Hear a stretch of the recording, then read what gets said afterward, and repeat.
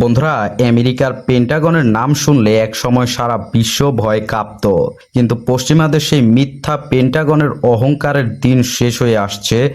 মিশরের তপ্ত বালুকানির বুকে নীরবে জেগে উঠছে এমন এক দানবীয় সামরিক সদর দপ্তর, যার বিশালতা খোদ পেন্টাগনকেও হার মানিয়েছে। এর নাম দ্য অক্টাগন।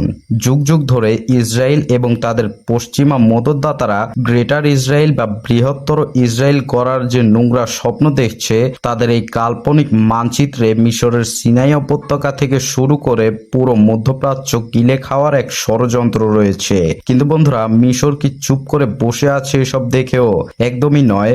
পর্দার আড়ালে শুরু হয়েছে এক ভয়াবহ কৌশলগত খেলা। পশ্চিমা আধিপত্যকে চ্যালেঞ্জ করে ইরান এবং তুরস্কের মতো শক্তিশালী রাষ্ট্রগুলোর সাথে হাতে হাত মিলিয়ে এক অজেয় প্রতিরোধক তৈরি করেছে কায়রো।